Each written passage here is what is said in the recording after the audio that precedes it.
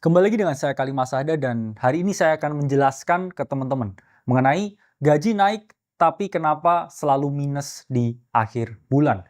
Jadi saya pernah berada di posisi teman-teman di mana saya menganggap bahwa karir saya naik, gaji saya bertambah.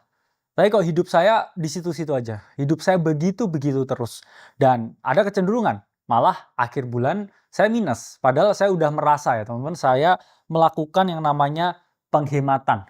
Dan kalau teman-teman juga merasakan hal tersebut dan teman-teman juga on the same page dengan saya dulu, saya akan mengajari ke teman-teman gimana sih caranya kita nggak hanya mengelola gaji, tapi kita breakdown dulu alasan mengapa gaji kita naik tapi hidup kita begitu-begitu aja dan solusi apa yang harus teman-teman lakukan. Karena jujur setelah saya menerapkan solusi tersebut, hidup saya menjadi lebih baik dan akhirnya gaji saya nggak minus tapi endingnya jadi plus. Dan saya masih memiliki surplus itu untuk saya investasikan dan mengkompoundingkan kekayaan saya. Nah, ada data yang menarik dari Goodstep. Ya, menurut Goodstep, 70% dari orang di Indonesia itu tidak memiliki tabungan. Jadi kalau teman-teman punya di rekening BCA-nya itu 10 juta, punya 20 juta, kamu belongs ke 30%. Orang yang berhasil, ya. Berhasil ngapa? Berhasil menabung. Karena faktanya ya 70% orang di Indonesia itu hidup hari ke hari. Paycheck to paycheck. Itulah mengapa mereka bilang mereka ini merasa hidup dalam rat race. Mereka merasa hidup gaji ke gaji ya. Jadi mereka merasa gaji bulan ini ya untuk hidup bulan ini. Mereka merasa bahwa mereka nggak bisa berkembang keadaan finansialnya karena di situ-situ aja ya. Ya, jadi ini data dari Goodstep, memang 70% orang di Indonesia itu tidak memiliki tabungan. Lalu mengapa hal tersebut bisa terjadi? Karena suatu permasalahan itu selalu memiliki suatu alasan yang kuat. Jadi ada dua hal yang melatar belakangi. Mengapa teman-teman ini gajinya terasa naik, tapi hidupnya itu tetap di situ-situ aja. Pertama, itu adalah lifestyle inflation. Oke? Dan yang kedua, itu adalah economic inflation. Lifestyle inflation ini terjadi ketika teman-teman ini gajinya naik, tapi pengeluaran kamu juga naik. Itu pun sebenarnya juga bukan suatu masalah. Itu adalah teori ekonomi modern. Di mana ketika kita mendapat uangnya lebih, ya kita mau spending lebih banyak. Yang mana itu pun sebenarnya hal yang normal ya. Tapi kalau kita mau take to the next level, ya kita harus bersikap untuk tidak normal. Saya tahu ya di luar sana ini banyak sekali ya teman-teman gaya hidup ya seperti yang diajarkan oleh Elizabeth Warren ya. Di sini dijelaskan ya 50% uang kamu habiskan untuk kebutuhan ya, membayar kontrakan, kemudian untuk biaya makan, biaya transportasi. Kemudian 30-nya, oke, itu untuk kemauan. Kamu pengen jalan-jalan, kamu pengen beli mobil baru, beli gadget baru, dan 20%, oke, itu untuk tabungan slash investasi. Oke. Kalau kamu punya duit seperti ini, kamu punya gaji 10 juta setiap bulannya, oke, 5 juta itu untuk kebutuhan, untuk bayar kos-kosan, bayar listrik, dan lain sebagainya.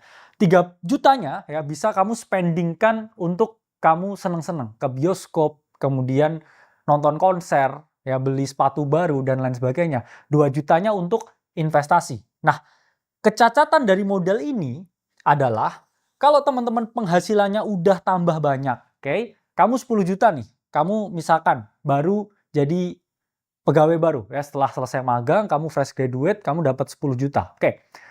Kind of make sense ya buat teman-teman spending 50%-nya atau 5 jutanya itu.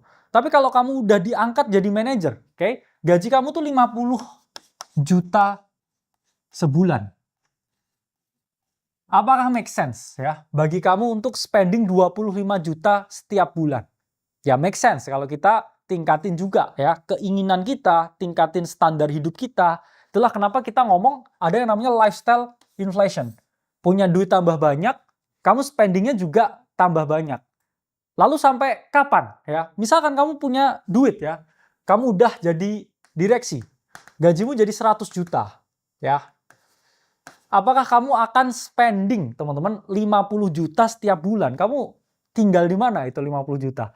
Makan di mana? Spending di mana? Makanya udah tidak masuk akal bagi saya pribadi bahkan dengan penghasilan yang saya miliki dari capital gain investasi, dari dividen yang saya dapatkan di semua lini bisnis yang saya miliki untuk spending 50% setiap bulannya.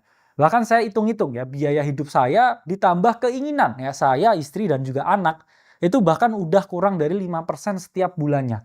Oke, jadi kalau teman-teman ya gajinya meningkat tapi dengan standar ya 50 30 20 seperti yang dimiliki ya disarankan oleh Elizabeth Warren, yaitu teman-teman yang ada mengalami yang namanya lifestyle inflation. Ya dulunya mungkin naik motor Beat ya, kemudian naik motor Ninja ya, naik motor BMW dan lain sebagainya. Itu lifestyle inflation. Yang mana itu menyebabkan teman-teman merasa bahwa oke, gajinya bertambah secara nominal karena spendingnya juga bertambah, endingnya in the end of the day kamu minus juga. Kamu bisa menerapkan ya metode seperti pay yourself first, di mana kamu meninggalkan ya atau kamu meninggalkan kebiasaan ini.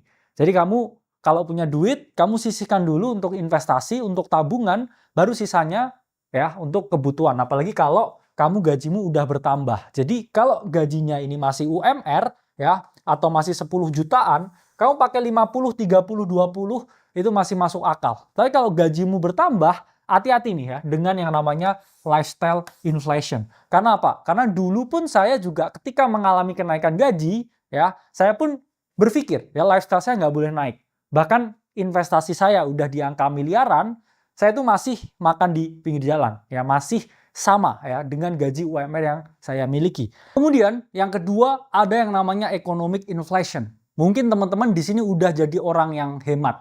Gaji kamu naik, kamu nggak meningkatkan ya gaya hidup kamu. Hidupmu tetap frugal living. Kamu pun juga udah mengeliminasi semua keinginan-keinginan, udah nggak nongkrong, udah nggak nonton konser, udah nggak staycation ke luar negeri, tapi masih merasa, loh saya kok udah rajin menabung.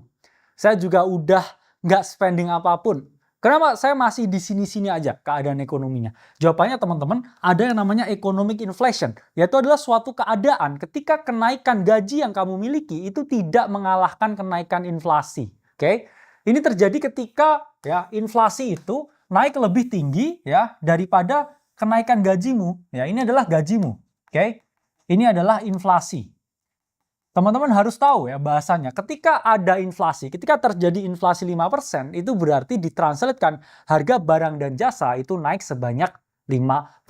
Kalau misalkan inflasinya ini 5%, tapi gajimu cuma naik 3%, ya kamu pasti di situ-situ aja. Meskipun ya gajinya ini ya kemudian kamu save, ya kamu saving, kamu simpan terus, kamu udah punya banyak ya rekening di tabungan. Tapi ketika itu ada di bawah nilai inflasi, yang mana iya kalau kamu hanya menggunakan tabungan di bank biasa, ya kamu jelas tidak mengalahkan yang namanya inflasi. Sehingga buying power kamu semakin lama itu semakin menurun, kamu udah ngerasa hidup frugal, kamu menabung sebanyak itu, dan tiba-tiba lihat brosur harga rumah, kamu kaget.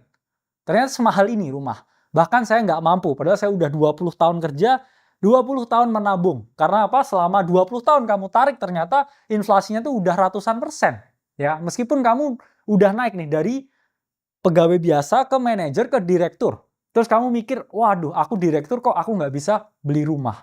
Dan itu yang sering terjadi. Karena teman-teman harus memperhatikan. Ya, ini ada data ya dari Datanesia, bisa teman-teman lihat, di mana kita ini balapan.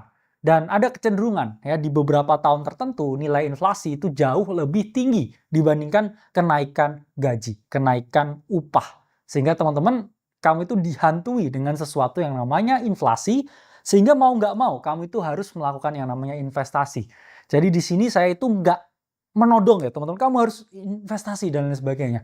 Tapi kamu itu hanya mengalahkan inflasi ya. Investasi itu bukan sesuatu yang sifatnya agresif ya. Kemudian beli apa ya terus jadi kaya raya, enggak. Tapi kamu tuh harus melindungi nilai ya yang kamu miliki. Entah itu kamu beli properti, entah itu kamu beli emas, kamu beli kripto, kamu beli saham. Itu adalah suatu bentuk perlindungan terhadap daya belimu yang semakin lama itu semakin menurun. Jadi kalau teman-teman bekerja dan punya gaji ya yang ngepas naik dikit-dikit, kamu akan merasakan ya harga kopi di gerai kopi itu akan setiap tahunnya ya itu akan semakin mahal. Jadi kamu harus ya, kamu itu harus bergerak karena kalau enggak, kamu itu nggak bisa mengalahkan yang namanya inflasi.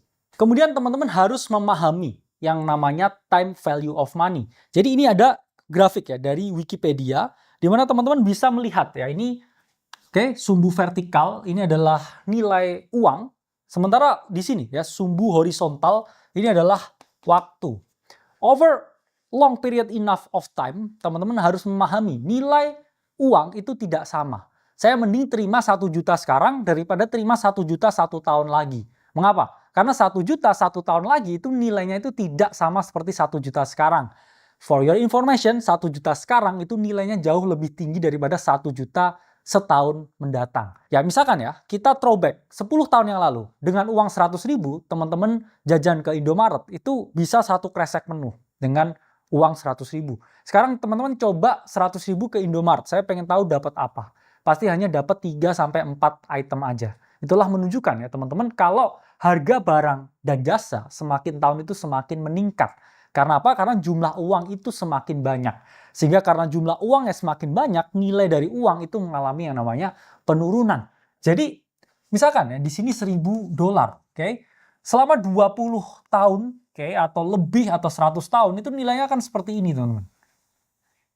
Karena apa? Daya belimu, daya beli dari uang yang kamu pegang, uang yang kamu simpan, itu mengalami penurunan. Jadi teman-teman harus sangat hati-hati ya.